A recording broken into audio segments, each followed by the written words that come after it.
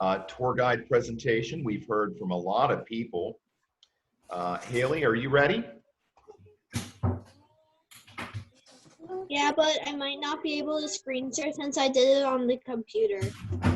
Well, that's fine. That's how you screen share. When you click screen share, it will share whatever's on your screen. So if you pull it up on your screen, we're all going to see it, okay? Okay, but I'm doing the Zoom meeting on my iPad. Oh. Wow. Okay, well, can you send it to me? I need to ask my mom for help. I can't tell if this is working or not. Tour guide seem to Mr. Bagby since I can't screen share it. Well, can you just play it here and then video that? Is this working better than my normal microphone? Hold on. Can't What tell. is, Josiah? Why didn't I download it here? My earbuds. Oh, okay, good. I can't tell if it's working better.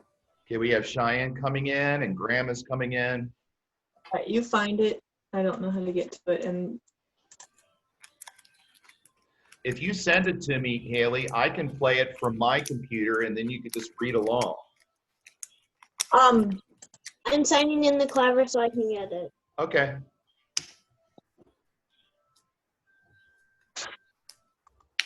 All right, here comes Maceo.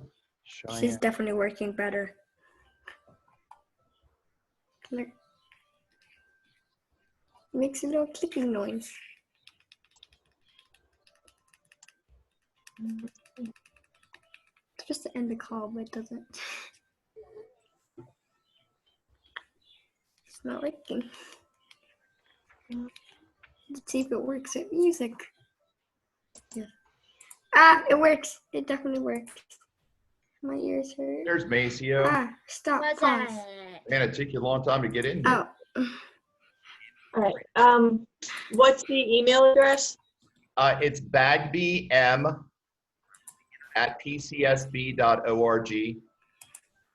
BAGBYM.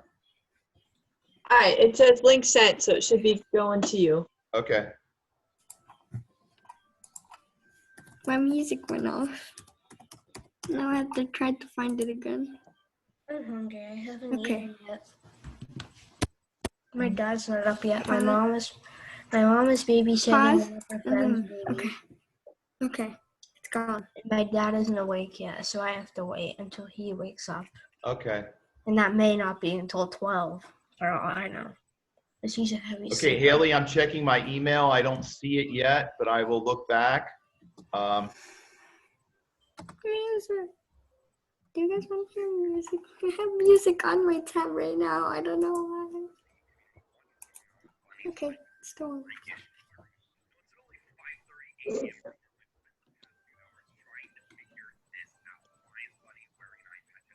Okay, I'm going to send you the email, Haley, to make sure you got it in there right. Oh, no. My screen. Yeah, when I type it in, it pops up with your picture. Okay.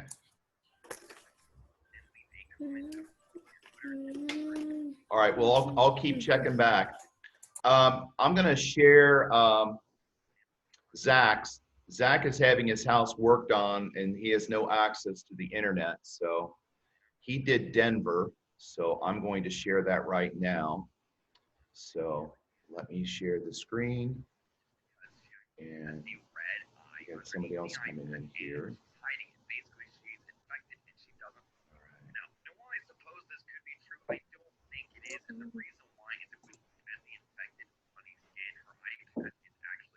If it doesn't. Okay, I'm going to share Zach's right now, if I can find it on here.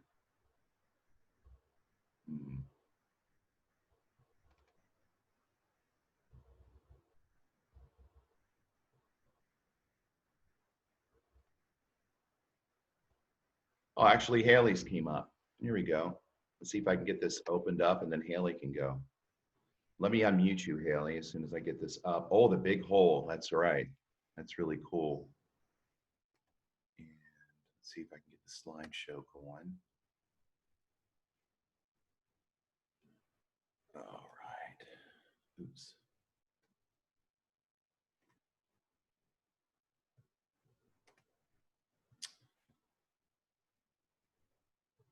Haley, I'm trying to unmute you. There you Okay, go. Okay, I will press next when you're ready, okay? You want me to press next? yeah. Okay, so you got the big blue hole. Go ahead. The Great Blue Hole is a giant marine sinkhole off the coast of Belize. It is the world's deepest underwater sinkhole. You see how dark it is? That's how you know it's deep. And its coordinates are, I don't know how to read You can just say that. 17 north and 87 west is good enough. Okay. It's this deep, 124 meters, 407 feet. Cool, right? Yeah. Next slide. The creatures inside. Small stalactites are what are inside the hole, and fish. And I'm pretty sure there might be a shipwreck.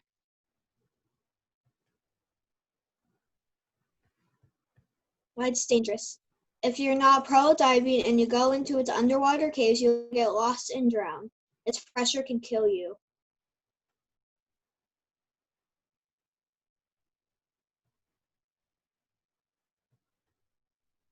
All right. Thank you very much, Haley. That's a very cool place.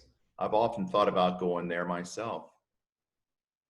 So thank you. We're going to stop that share right now and ask, let's see, is Cheyenne here? Cheyenne, do you have your presentation ready? He actually gave her the potion, hoping that it would cure it. Now, of course, he took off before he could see what happened. Cheyenne, do you have your presentation ready? That's what did that happen. Bunny took Why'd you try to unmute me? She's actually not gone back. I've unmuted everybody. You've muted yourself if you're muted. I've unmuted you. Cheyenne, do you have your presentation ready? Actually does help support this theory. Now, if you think about it, all right, this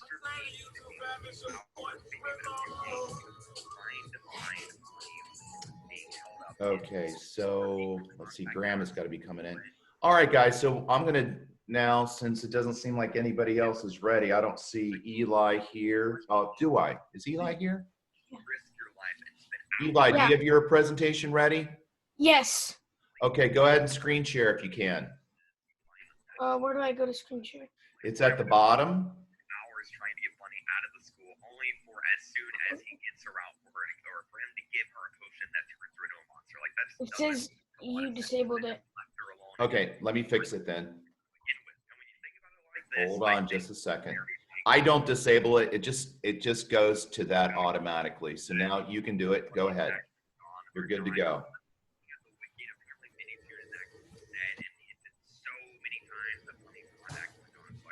So get out to the bottom of the screen and click on screen share or share screen, and whatever you have on your screen will show up on our screens. Can you see it? Not yet.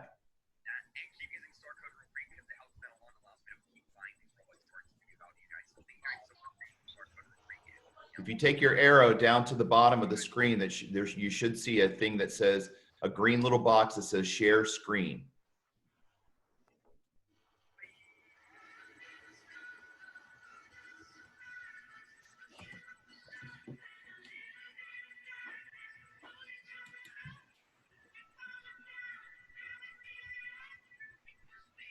Eli, do you see that little green button? No, not that There one. you go. You did it. Oh. Excellent. Now click on screen slideshow and you should be able to go. Slideshow and go. Excellent. Here we go. Take it away. Tour of Shanghai, China. Shanghai is the biggest city in China. It is located on the central coast of China. For this travel tour, we'll be looking at Shanghai, China. After we arrive in Shanghai, at Shanghai's International Airport, we take a shuttle to the Middle House Shanghai Hotel, which is located in the Jingyang district. The next location we'll visit is Longhua Temple. Longhua Temple is a Buddhist temple built in 242 AD, but was redesigned during the Song dynasty. Longhua is Shanghai's largest and most active temple. The temple has 5 halls, 2 towers, and a 5-ton, 2-meter copper bell. Wow. The temple was once surrounded by extensive gardens, but the gardens are no longer there. Our next stop is Old City. Old City was once the core of Shanghai. Now it's a great place to explore and see traditional Chinese architecture and take a break from the more modern Shanghai. In 2006, there was a law passed that protects Old City from future modernization, preserving Chinese history. Our next location to visit is Yu Garden. Yu Garden was built in 1559 during the Ming Dynasty by Pan Yudong.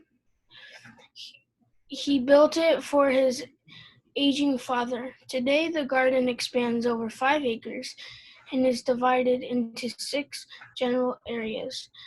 Each area is divided by walls designed to look like the backs of dragons with dragon heads on the end. The next location we will visit is the Shanghai Museum. The museum is located in People's Square. It is open Tuesday to Sunday, and their hours of operation are 9 a.m. to 5 p.m. Shanghai Museum is a large museum of ancient Chinese art. It is divided into 11 galleries and 3 exhibit halls. The final location we will visit is the Jade Buddha Temple. The Jade Buddha Temple was built in 1928 in the same location of a previously destroyed temple. The original temple was destroyed during the revolution that overthrew the Qing dynasty. The original temple was built to house 2 Jade Buddha statues, which survived the revolution and are currently housed in the Jade Buddha Temple. That concludes our tour of Shanghai, China. Thank you. All right, you can go up to the top and press stop screen share. That was a great job. Let's unmute everybody and applause, applause. Nice job, Eli. I felt like I was really there. It was really good. Okay, last chance for anybody else that has not presented. By the way, Hugh is human. Josiah. Huh? Josiah. Josiah, become Josiah again. We already know you're human, or at least we hope you are. Okay. Oh, I know why he does that, because that's for the Zoom meetings we do with Miss Yes, Eric's. right. Because then we're allowed to have whatever names, because it doesn't bother her. Well, isn't that nice? Because usually everyone is doing what everyone is doing right now. Well, They're maybe, hiding you know, their self-view. what I said at the beginning was we have to be very careful about who comes into these rooms because it's public. And if they have the link, they can be in here. And if I don't know who they are, that can be a little tricky. So right now, I'm going to share the story that I put into the daily assignment today. It will take around 7 minutes. It's a fantastic story. If you haven't read it already, it's fantastic. So please pay attention. And there's a few questions to answer. And I will announce too some things at the end here on the daily assignment about what's going to be happening tomorrow. So let's get mute all and screen share. Boom, bitty boom. Give me a second here. There it is. All right, here we go.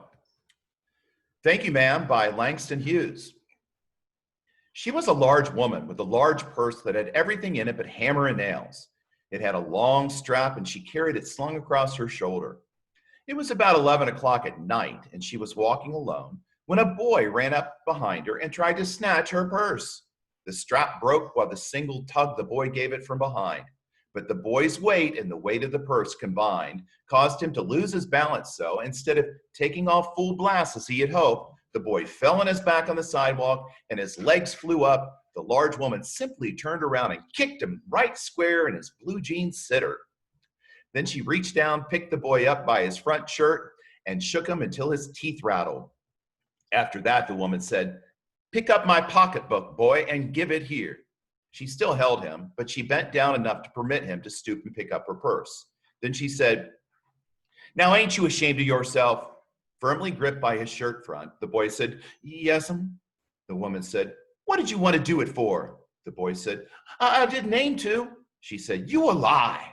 By that time, 2 or 3 people passed, stopped, turned to look, and some stood watching. "If I turn you loose, will you run?" asked the woman. "Yes'm," said the boy. "Then I won't turn you loose," said the woman. She did not release him. "I'm very sorry, lady. I'm sorry," whispered the boy. "Mm-hmm. And your face is dirty.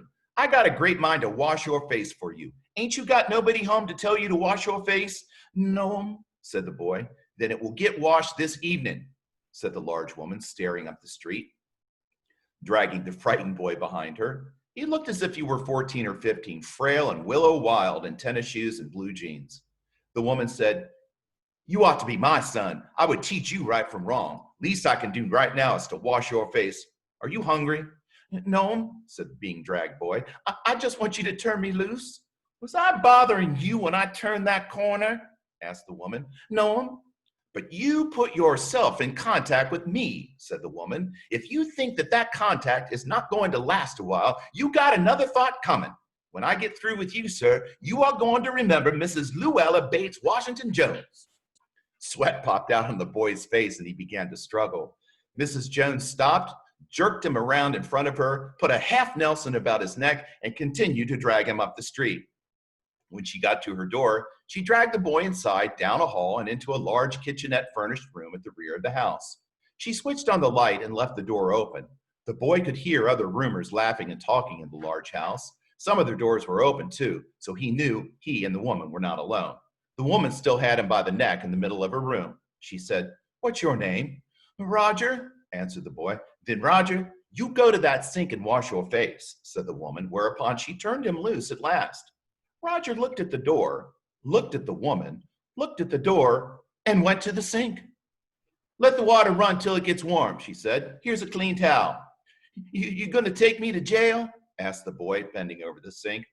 "Not with that face. I would not take you nowhere," said the woman. "Here I am trying to get home to cook me a bite to eat, and you snatch my pocketbook. Maybe you ain't been to your supper either, late as it be, have you?" "There's nobody home at my house," said the boy. "Then we'll eat," said the woman. "I believe you're hungry, or been hungry, to try to snatch my pocketbook." I wanted to buy a pair of blue suede shoes," said the boy. "Well, you didn't have to snatch my pocketbook to get some suede shoes," said Mrs. Luella Bates Washington Jones. "You could have asked me." "Ma'am?" The water dripping down his face, the boy looked at her. There was a long pause, a very long pause. After he had dried his face and not knowing what else to do, he tried it again. The boy turned around, wondering what next. The door was open. He could make a dash for it down the hall. He could run, and run. The woman was sitting on the daybed. After a while, she said, "I were young once, and I wanted things I could not get."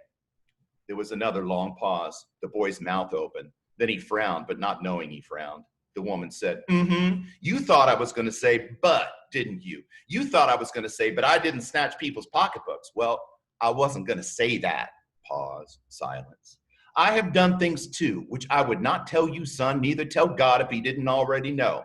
So you sit down while I fix us something to eat. You might run that comb through your hair so you will look presentable." In another corner of the room behind a screen was a gas plate and an icebox.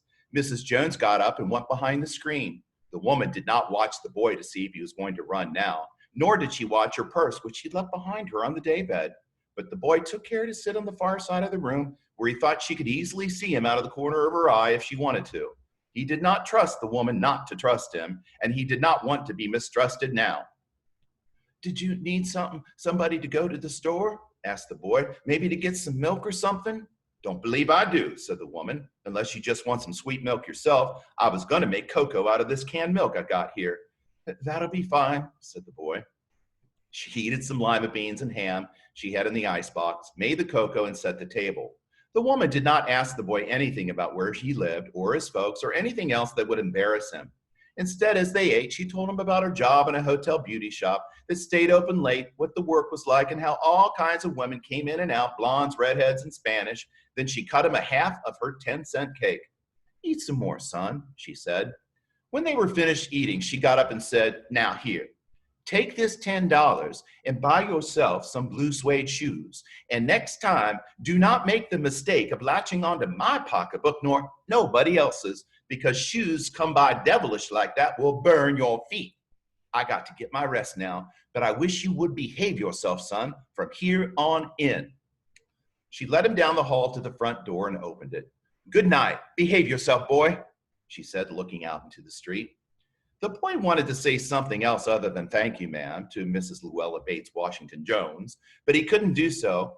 As he turned at the barren stoop and looked back at the large woman in the door, he barely managed to say thank you before she shut the door, and he never saw her again. That is the end of that little story. So, the questions that you will answer. If you want to read it again, it's at the bottom of this file, of course. What are we down to, 4 people? No, here we go. Why didn't the boy run off after the lady released him to go wash his face? The lady gave Roger money after he tried to take her purse. How would you describe this type of behavior? The woman gave him money after he tried to take her purse. What's going on in this story? Now, this is a fictional story, but things like this do happen in real life. If Roger were real, how do you think his life would become different after this encounter? So a really great story about someone that got off getting in trouble, but learned something. All right, next thing, what words below describe you best? Write a few sentences about yourself using them. So use those words and your last chance to tell me all about you. Same thing for social studies. There's more puzzles, 13 through 16. Geography, this is a long video, but it's really funny with Dr. Binocs, short for binoculars. And he goes about all the different elements of geography. It's pretty cool.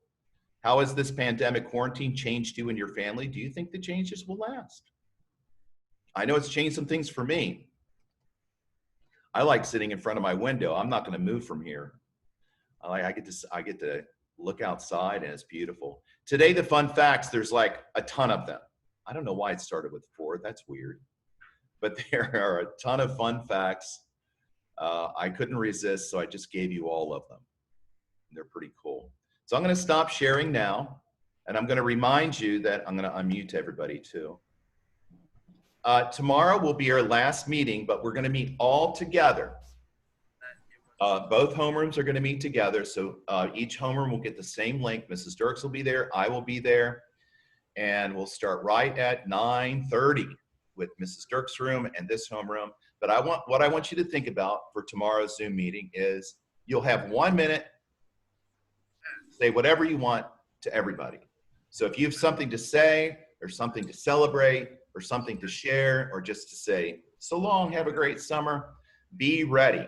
If you have nothing to say, well, that's fine too. It'll just be like an online Zoom party, of course, without the treats. Okay. I can't reach through the screen and give you anything, but I sure would like to. All right, this phone, guys. All right, so what did you think about that story? Any comments? I liked it. What do you think? I mean, it kind of sucked that the boy had that happen to him. He should have just not. He shouldn't have even